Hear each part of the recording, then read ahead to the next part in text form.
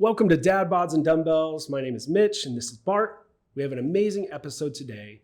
But first, I want to start by thanking Iron Neck for allowing us to use their studio for this episode. It's an amazing product, and today we have a 15% off code for you in the description to give it a try. Also, Big Boys Run 2 merch is available. If you're a big guy, small guy, medium guy, or a girl wanting to wear it ironically, check out bigboysrun2too.com and use the code BIGBOY for 15% off your first purchase.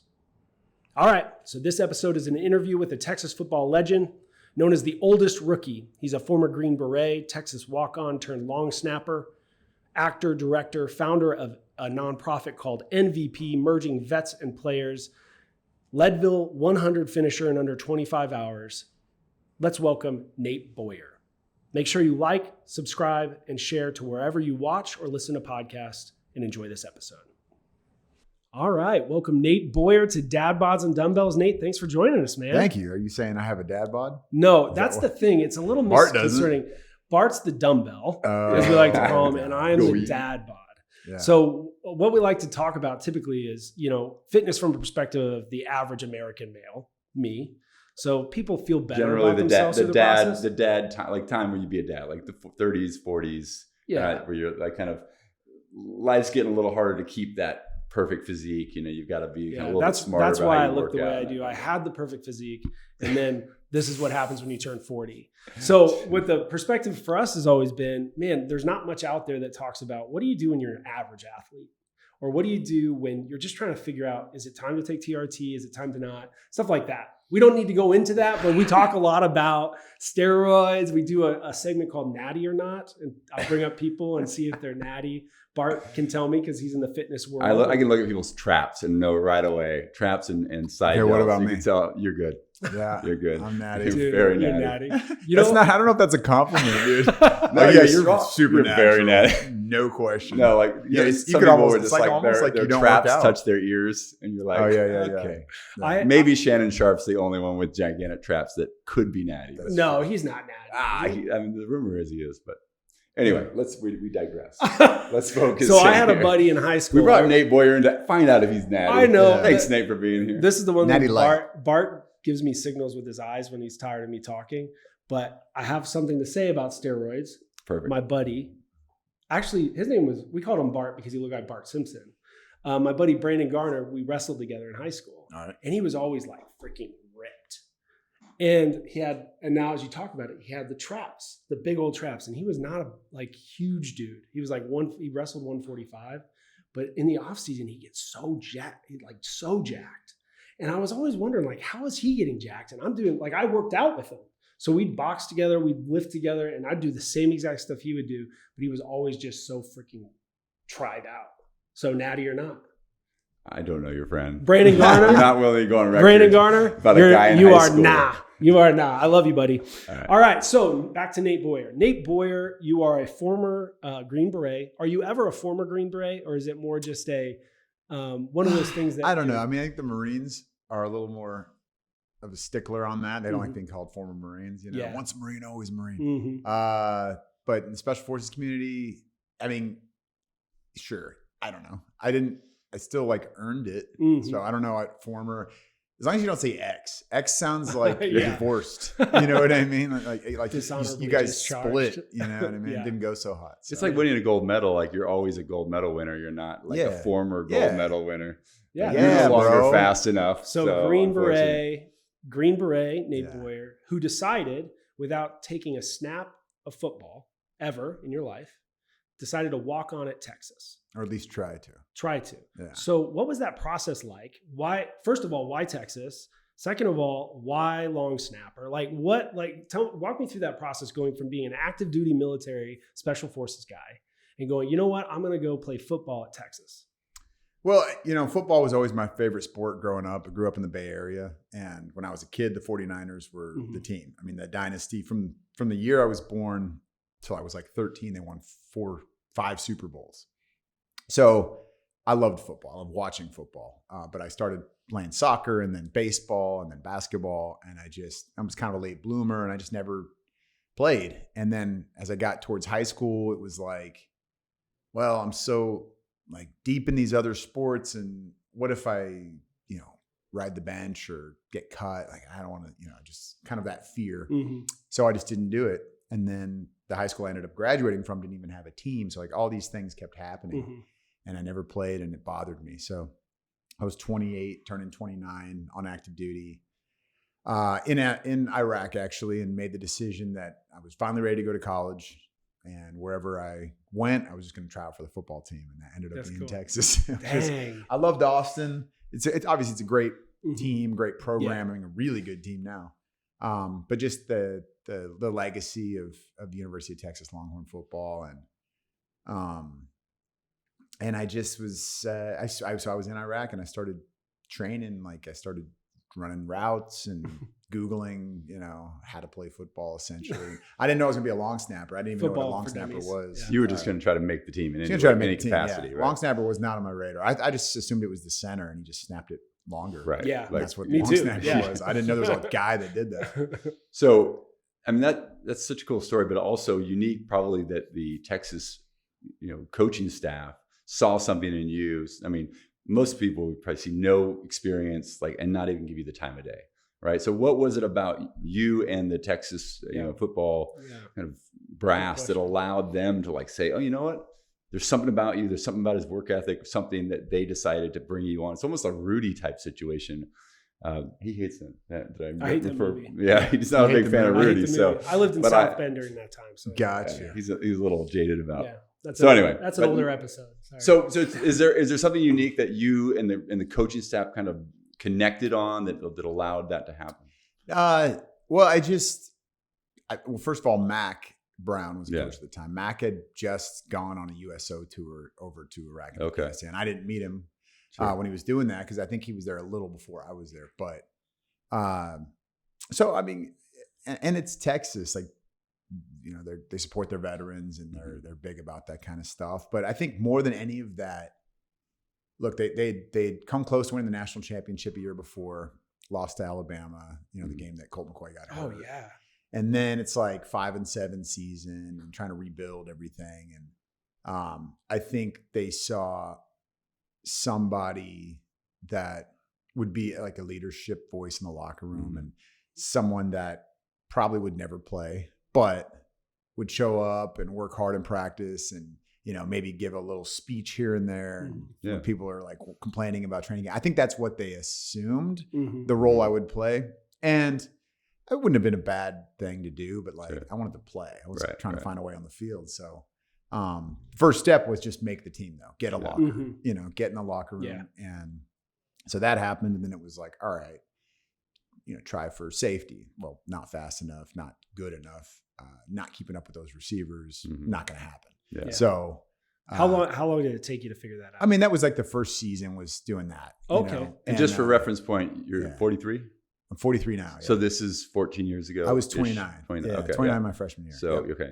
Colt McCoy, I'm just trying to put the... Yeah, Colt had just left, So the year before. 11. Yeah, exactly. 11 to 14 is when I played. Yeah. Okay. So I came here in 10, but 11 to 14 years I played.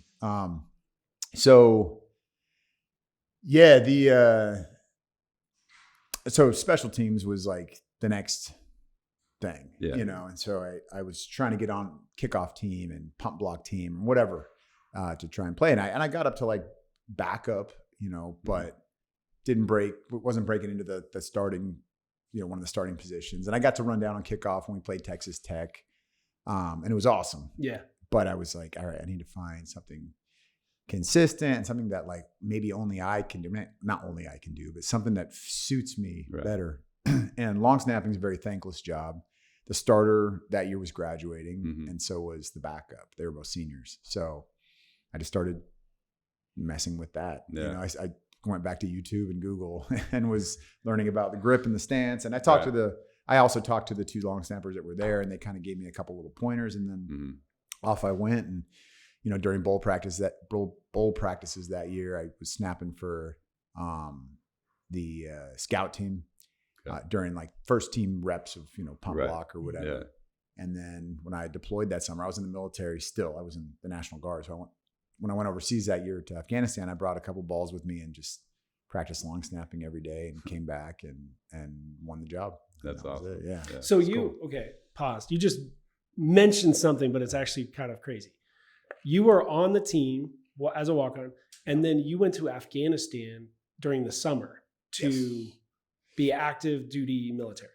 Yeah, I did that the summer before my junior and senior year, I went to Afghanistan. Actually, before my sophomore year, I went to Bulgaria and Greece, like training missions with their special operations. But yeah, I was still in the Guard. And I mean, the first summer I was out of the military and here, I got bored, man. I wasn't in. There was nothing going on. I got a job at the Blind Pig down the street. Was, friggin' bouncing for like a month. And then, that was kind of it. And I just, when summer hits here, you got summer workouts, but there's not a ton going on, and it's humid, and it's a nice dry heat over in Afghanistan. How's the transition going from being on the front lines, active duty military, to transitioning into a locker room with 18, 19, 20-year-olds that just partied all summer? What is that like? What is that? Is there any disillusionment, disconnection? Like, I mean, there's definitely an age gap, but a place like Texas, most of I don't want to say kids because they're young men in the locker room are more mature than people give them credit for. Like, they make stupid decisions. They do 18, 19-year-old things, of course. Right. Yeah. But it's hard to be a student athlete at that level. So it's essentially a full-time job doing the football thing alone, not to mention you're going to school, being a student. So there's a lot of responsibility with that. Not that they don't party hard. Of course we do. And I went to those parties too. I had no shame. You're 30. You're 30. Oh yeah. Hell yeah. You crushed. Yeah. Once in a while, you'd get how old are you? You're like, who are you here with? You're like, I'm the only one that's probably legal here from a drinking standpoint. Not the other way. Not the other way. Got it. But anyway, but I had a great time, and you have a lot more in common than you realize. And in the military, it's similar. A little bit different in special forces, like coming in at 24 years old into the special forces. I was one of the young guys, but still you meet and are around people that are quite young. The average infantryman probably comes in at 19. So it's very similar in that way. I get it. That makes sense. How mature are we at the end of the day? Absolutely. I got married at 23, and I'm like, how would anybody let me do that? Yeah, it's crazy. Well, this is a dad perspective, but just reading up on your bio, you went to LA to pursue acting before military. Is it correct? Early, like 18 to 21 or so. When I was 18, I moved to San Diego and worked on a fishing boat for like a year, and then at 19, I was like, I'm gonna go try this thing. But that's when I think it's easy for parents, fathers specifically, like to want to see our sons or daughters like follow some course that like might kind of guarantee their success, right? And I always love seeing people who found success in their own unique way, whether it was just following your heart, following whatever you were interested in, whether it's football at 29 or Green Berets or Hollywood or working on a fishing boat, like and that somehow full circle, that those moments created the person that is doing what you're doing today, and like having that purpose and that focus and that I think that's one of the things. Do you remember any like things that you learned from you in childhood, maybe from your dad or from like somebody who was a real mentor to you that helped you have that courage to kind of follow your path? Well, both my parents were really hardworking people. I mean, they're smart, but a lot of it they sort of earned and worked for, if that makes sense. I mean, I'd say my dad wouldn't agree. Grew up in Pleasanton, right? No, I grew up in El Cerrito. I lived in Pleasanton in high school years. Okay, very good. I'm from Davis, California, so I you are okay. Yeah, a lot of horse stuff out there. My dad was a racehorse veterinarian. Okay, so he retired literally the day before lockdown, which is kind of wild. Like that was the plan. Isn't that random? That's crazy. Wow. But yeah, both my parents were very hardworking, very smart. My mom got her PhD from Cal Berkeley in environmental science. Like one of the first women in her program. My dad, got his veterinary degree, University of Tennessee, which is where I was born, out in Knoxville. And they just, they worked long hours. I mean, my mom spent, a lot of time helping raise us as well. Not that my dad wasn't, but my dad he left for work at 5 a.m. and got home at 7 days a week. Like that's just how it was, and he would take time when he could go to ball games and go to whatever we had going on. Like he was there for us, no question, but he just worked really hard. So I think being around that, you know, when you're a kid, you sort of rebel and you don't want to do those things. And so I didn't do very well in school, and there was a lot of expectation on, you know, from an educational side, and I just didn't take it seriously. And I think that was the rebellious part, but I still was probably absorbing all of this, you know, and kind of learning from them. So it's kind of I wanted to, I didn't have to, but I wanted to just do it my way, you know? And so that meant not going to college right away and doing this other stuff. And I think those 4 years before I joined the military, really, I think they were necessary. As much as I often feel like I wasted my time, I wasted 4 years kind of just doing random stuff. I also look back on it and, you know, I was dirt poor. I was broke. I lived in my car for quite a while, multiple times. And it was just like, but that gave me this like appreciation for, you know, little things and being okay with like austere environments and not having an issue with things being uncomfortable and all. Like I kind of like that stuff, you know? And so that led to this openness and willingness to go into this, you know, the special forces, understanding that it's not always going to be, it's not like Call of Duty, you know, it's very different. It sucks. Most of it sucks. Yeah. It's really hard. But there's a lot of value in it, and it's a worthwhile experience. And you know, you have a sense of purpose and all these other things. But I think a lot of people, because there was a lot of guys that went through the course with us, didn't make it, you know, that were like going into basic training, like, oh, I can't wait to make it through, get my Green Beret, I'm gonna go be Delta Force and blah, blah, blah. And then 3 weeks in, they're just like, oh, this is really hard. It sucks. You know, oh, I have shin splints. I'm getting out of the military, pissing the bed on purpose. Like, it's crazy, but it's just like, well, it's you like haven't the shit we talk, and then like the real version of ourselves that shows up when everything gets hard. It's just they hadn't, you know, a lot of those people were fresh out of high school or college and kind of hadn't.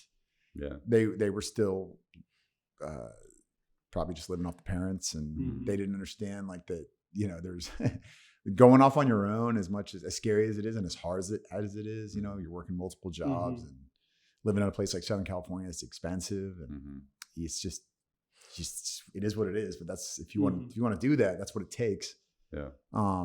There is a lot of value in those things. So I'm a big proponent when people are talking about, oh, I might do a gap year. I'm like, well, what are you going to do? Like, I'm not, no problem with that, but don't just travel on mommy and daddy's money. That's not a gap year. That's like work, do something hard, you know? Go learn a language. That's cool. Well, I like that. And so you have had the kind of that parental, hey, hard work pays off. You know, we're going to be close as a family. You go to Texas, you're in the military, you go to Texas, you graduate, then you go into like, as a Nate Boyer, hey, I got my degree, I'm good. Where do you go next? And what is that thought process to get you to become what they refer to as the oldest rookie? Like, where does that, how did that come about? Well, yeah, I mean, I assumed when college ended, you know, I assumed that was done football wise. I was 33, almost 34. And you know, I mean, yeah, you're a long snapper, so you don't have to be the best athlete in the world, but I was still small. I was new to the game, new to the position. But I got invited to play in this senior all-star game in Charleston called the Medal of Honor Bowl. And they played at the Citadel, you know, and there's every year there's about 3 all-star games. And there's the big one now is the Reese's Senior Bowl. Used to be East-West Shrine game, and that's still one of the big ones. And then they had a couple of others, and one of them was this one. And like, hey, do you want to be a long snapper for one of the teams? And I was like, yeah, of course, that'd be awesome. So I go down there, and it turns out there's a bunch of NFL scouts that come to all the practices and just watch the players. And then they sit down and have meetings with them, and they're like evaluating talent. And most of the guys in this game were middle rounders. So it wasn't the first round, second round guys. Those were, I think pretty much all of them were like in the Reese's Senior Bowl. That's sort of the top game.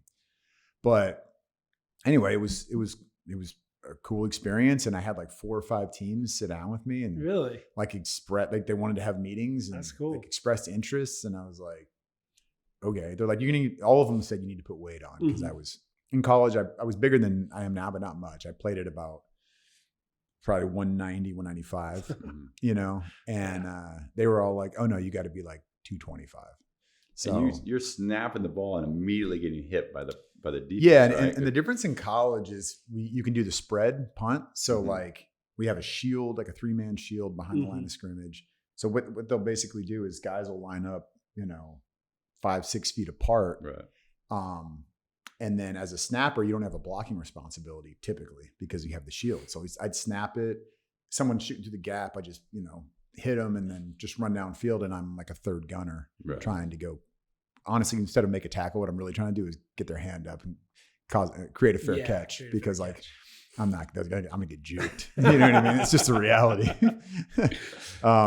So I'm just running as hard as I can, right at right at the just scare them enough, right between the numbers. I'm just like, call fair catch. Come on, man, don't make me try. I got one good solo tackle in the UCLA game, and the reason it happened was the punt was bombed, and he caught it and started running one way, and then it was like getting collapsed. So he stopped and turned back the other way. And right when he turned back around, I was right there. I just hit him perfectly. And I want to know before you go into actually how you became the oldest rookie. What was like the worst time where you failed at your job when you were long snapper? Like, was there a moment where you just biffed it or something happened where you're like humiliated type thing? No, luckily. I never, jacked one over the punter's head or dribbled one back there or anything like that. I had a few, I guess, snaps over my career that weren't perfect for sure. Like where, the punter had to maybe jump a little bit or, it was just up, down at his shins or something like that. Or on a field goal. My worst snap ever was probably the very first field goal snap that I ever had. Because I was nervous, everyone's like, how are you nervous? Even Coach Bryan, when I came on the sideline, like grabbed my helmet and he's like, you've been shot at. What are you, how are you nervous? Or come on, man. And I was just like, well, there's 100,000 people watching in the stands, not to mention TV. And I don't know. Later I would kind of sort of learn how to harness the nerves, But that first one, it was just like, freaking wobbly and not great. But after that, I just was like, dude, just let it rip. And stop worrying about it. That's cool. So after the Medal of Honor Bowl, I came out to LA and I was like, all right, well, the draft is in May. This is January. I had to finish my master's degree anyway by doing an internship. So I did an internship at Film 44, which is Peter Berg's production company. Oh yeah. Cool. So Pete did like Friday Night Lights, Lone Survivor. Yeah. Oh yeah. He's big time. And so I was doing that internship, and then I was training at Unbreakable, which was Jay Glazer's gym at the time. And that's how you met Jay. And that's how I met Jay. Wow. So I started training there, and I put on 30 pounds in 4 months, and not all of it was good weight. Natty or not? It was natty. But it was nasty also. You've seen the pictures. You looked a little puffy. In that situation, weight is weight, right? You just got to get bigger. I did. I'd wake up in the middle of the night and have like peanut butter and banana sandwich with a muscle milk. And just house it. It's so gross, dude. Just leave a gallon of ice cream to melt. Of calories. I tried to eat relatively healthy. Like I would like the smoothies I would make were insane. They're like 40 ounces and there's just so much calories in it, but it's mostly good. Yeah. Like whole avocado and like all this other tons of protein and a lot of milk though too. Yeah. Which I don't know if that's good for you or not. Whatever. It's before the whole like everybody's lactose intolerant now. And this was back then. It's just like no such thing back then. It's not that long ago. I was 34. Okay. 34 when this was all going down. So anyway, I put the weight on, draft rolls around. I know I'm not going to get drafted or assume I'm not going to get drafted. Although I did have Arizona called and they had the last pick in the draft. Ooh, Mr. Irrelevant. And so I was on the list as maybe. And then it didn't happen. But right after that, I got a call from the Rams and the Seahawks almost simultaneously. And, at the time the Rams were in St. Louis and they were not good. They were like 4-12. Yeah. The year before. And the Seahawks they'd been to back-to-back Super Bowls and won one of them. And, and Pete called me, So I was like the Pete? Coach Carroll. That's crazy. Yeah. So I was like, all right. I mean, come on. But also it was just like, I know the reality and the odds are not good that I'm going to make the final roster. So it's like, as long as this lasts, it would make more sense to just go big here. I mean, you did it at Texas. Like, why would you not do this? So, Yeah. So you actually had to choose between. I had like 30 minutes to pick. Yeah. Oh, that's cool. Yeah. So I called my dad. Pete made it easy. I called like people. Like West Coast. Yeah. Yeah. I mean, if the Rams were in LA at the time since I was living out there, it might have made more sense just for that. Yeah. But also they're maybe not this year, but they've been better since. Right. But back in 2015, they were not good. Yeah. And the Seahawks were really good. Yeah, they were like the it team. Exactly. Legion of Boom. Yeah. Exactly. Yeah. It was like Marshawn, Richard Sherman, Michael Bennett, Bobby Wagner, Doug Baldwin, Russell Wilson, Jimmy Graham just got signed as a tight end. Like Jimmy Graham, they had a squad. Man. It was cool. Jimmy Graham, Tyler Lockett and I. He's still playing. We were rookies together. That's cool. Yeah, so that's fun. It's cool. So how long because I watched a documentary before I knew you. I saw it coming out live. It was on ESPN. Talking about this veteran who's trying out for the Seahawks, the oldest rookie, like a Sports Center feature. Yeah, it was almost like outside the line. Like there's the documentary. I don't know that. Yeah, it was like someone's making millions out of your story. I've heard of it. I remember that story of this oldest rookie trying out for long snapper, and that was you. Yeah, that's cool. That was me. So it was. I didn't know. I know I'd signed as an undrafted free agent. So there's a difference between that and just getting an invite to rookie minicamp. An invite to rookie minicamp, I mean, they invite, 60, 70 people to come out to that, and they might sign 2 or 3 or none, And so it was different to sign as an undrafted free agent because that meant I would still go to rookie minicamp. I was a rookie, but I already had, a locker. You're an NFL player. Yeah, at least for a period of time. So. Yeah. That's cool. That was cool. So that's the difference. That's the difference. Yeah, because they got a lot. Did you get a sign-on bonus?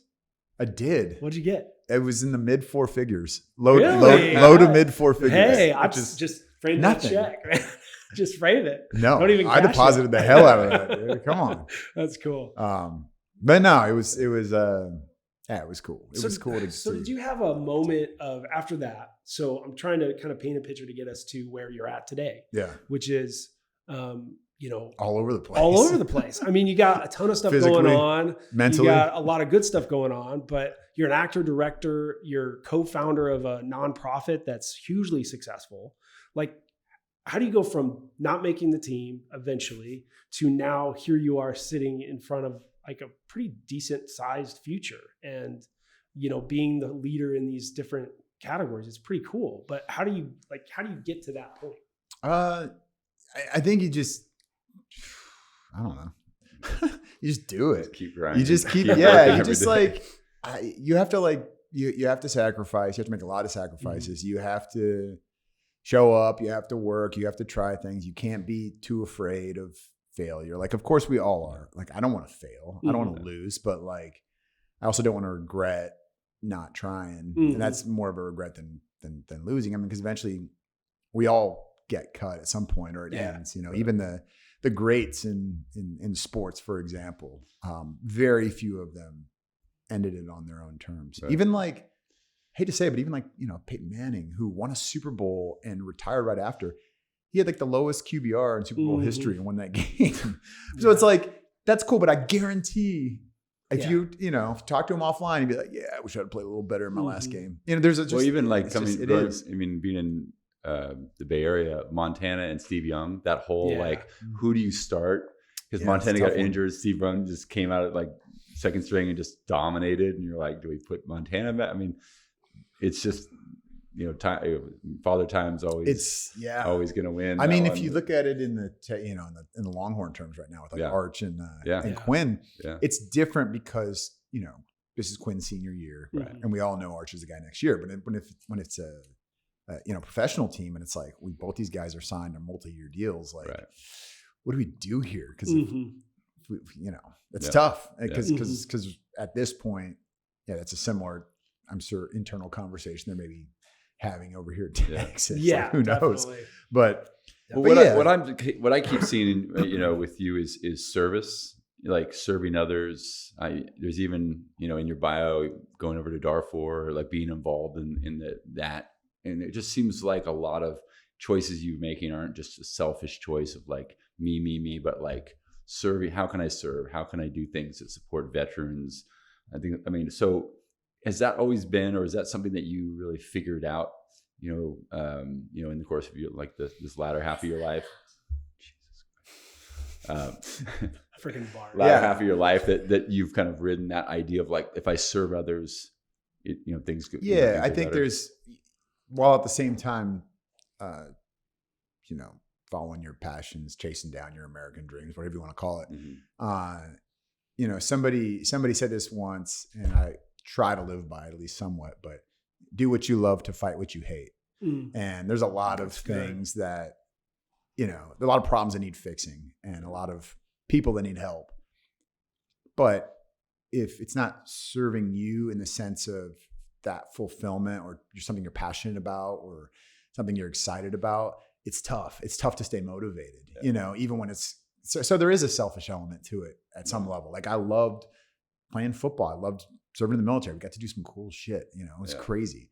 I love making movies, it's super challenging. It's fun, but I want to tell stories that do make a difference, that do help people, that do, change the world in some way, or at least try to. So yeah, I mean, there's no reason you shouldn't do that. You should do those things and not feel guilty about it. Just make sure it's in service to the greater good. I think that's the key there for me. And then with that, you don't get so hung up on the result because you're doing something good in the process. I think too many people are worried about what other people are going to think, or looking stupid, or whatever. And they just limit themselves, or they don't fully commit and go for it because they just, they're just worried about things that don't matter. At the end of the day, we're all dead at some point, and that's it. That's a good word. Whatever. Man. That's a good word. So tell us a little bit about what your current projects. What is Nate Boyer looking like present day? Yeah. So, I mean, as you mentioned, the nonprofit MVP, merging vets and players. We bring together combat vets, former pro athletes. We help them find purpose and identity when they lose a uniform. That does take a lot of time and energy, and I love it. But something really cool that I got to do within that was direct my first movie, and that movie's called MVP. And so if you haven't seen MVP, please do. It's a great movie. We're actually screening it. How do they see it? There's it's on streaming. You can find it on Paramount Plus, Prime, Apple TV. It's all over the place. But we are doing. It'll be in the Round Top Film Festival in November, Veterans Week, which is awesome. So if you're in the Central Texas area or Houston, it's like halfway between Houston and Austin. Come out to the Round Top Film Festival. It's fun. It's going to be cool. Cool. We're actually screening it here. I'm not sure when this airs exactly, but it may be the day this airs on Thursday the 17th. Yeah, 17th. Oh no, it's tomorrow. Tomorrow. Yeah, tomorrow. Sorry, tomorrow night. Maybe this doesn't air. So in time. That's okay. You'll have missed it. But you'll have missed it. Yeah. Up at the Austin Film Society. Very cool. And then so doing that. But now I'm in the middle of directing a D-Day documentary. It's a 80th anniversary. We're these guys that are 98 to 105 years old telling their story one last time in their own words, like straight to camera. How many are left? There's got to be like World War II vets. There's more than you think. There's like 80 to 90,000. Okay. But when you consider that 16 million fought in World War II, it's not that many. Yeah. It's like 0.5% or less. Yeah. D-Day, I don't know the numbers. They're hard to find. We've talked to about a dozen of them, and I know there's more, but there's just not that many. But some of the stories we found are pretty cool. A lot of them had never told their story really, and so we're excited about that. And awesome. We're almost done shooting that. And then, beyond that, launching a meat company. Yeah. What's that called? It's called 8 Primal. Okay. There's 8 primal cuts on a cow, cuts of beef. So that's where the name comes from. Mitch, can you name all 8? They all taste good, is what I know. Yeah. They all taste good. It's not 8 ribeye. ATE. It's EIGHT. Yeah. That's great. Have you been sued yet? No. By 8 beer? The Troy Aikman. Why would they sue us? It's completely different. 8, they don't own the number 8. Lamar Jackson's trying to do that. To own the number 8? Yeah. No, he's not. Yeah, he is, dude. There's more to it. I guarantee it's a universal number. The Chinese would have already done that because it's their luckiest number. So if it was even possible. Okay. 8 Primal. Give us a little But it's so the meat, first of all, is local. It's out in Weimar, Texas, near Columbus. Okay.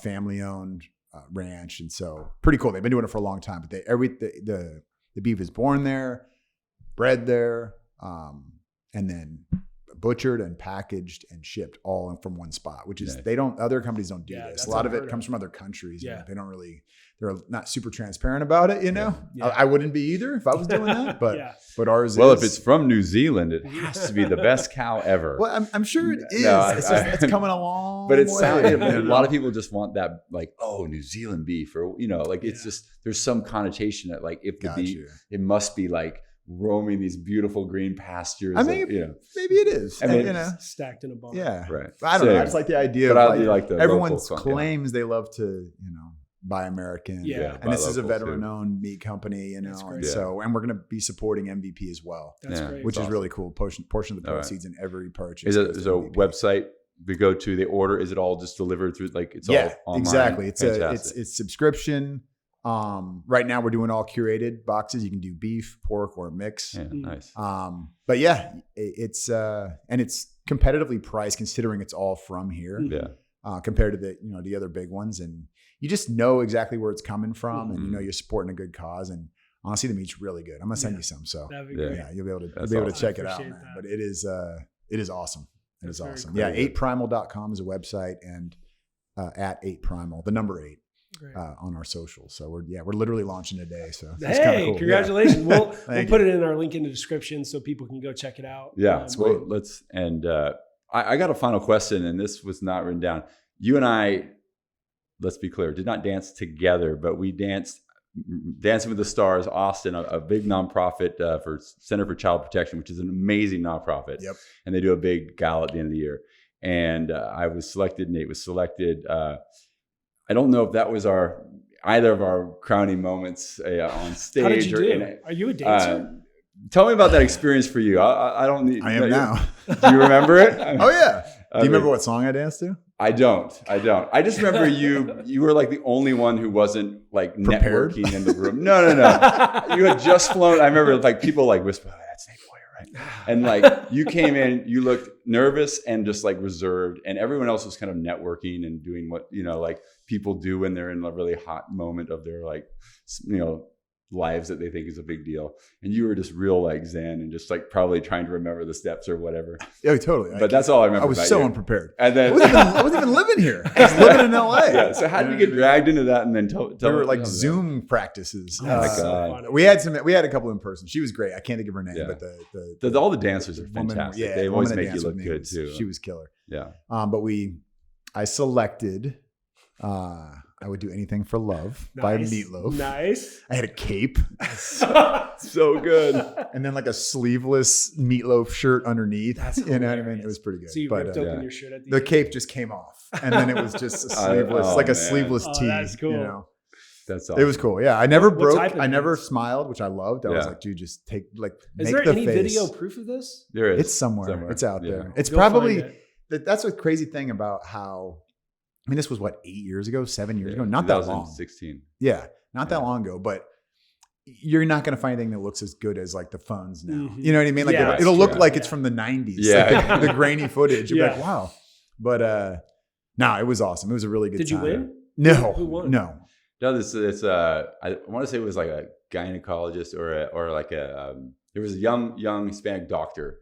Who was really good. He did a Bruno Mars song. And he killed it. And he clearly had a lot of people out in the audience. Yeah. A lot of young ladies were cheering him on. Yeah. He stacked the ballot. Yeah. I also definitely, like, she was so good, you never know. But I missed several moments. Like afterwards, I was like, what all did I forget? She's like, this, that. I'm like, oh yeah. Oh, yeah, that's right. Yeah. So. I first learned to two-step. This is the first. My wife took me to these lessons. She's like, "I want a two-step." Do you go to Little Longhorn Saloon? No, I didn't. I think it's Tuesday nights. It's free two-stepping classes. Really? Oh yeah. Well, we went to Mercer Street, which is in Dripping, where we live. Okay. And so they do free Friday nights. Oh, there you go. Okay. And I learned how to two-step. I am a terrible dancer. Oh, I'm not shocked. How? I thought you were gonna say I'm shocked. No, I am not good. No, not surprised. The biggest thing that I could think Mitch of can barely run, much less dance. Big boys can't dance too. That's his other brand. That's awesome. Yeah, big boys can't dance. Man, it's so good having you, dude. Yeah. I mean, there's so many more things we could cover, talk about. You got amazing things going on. What you've done to put others first, but in the meantime, like still make a living, which is incredible. It's been an honor to get to know you and become a friend. And thanks for taking the time for us today. Yeah, man. Of course. We'll come back. We'll dig deeper. We'll go deeper. Yeah. I want to get your soul. Dive. I want to go deeper into your soul. Soul talk. We'll do a soul talk session. Well, man, I appreciate it. Thanks for listening to Dad Bods and Dumbbells. Make sure you like, subscribe, comment, give Nate some love. We'll put his socials and 8 Primal on our description below. Check it out. Thanks so much. Thank you.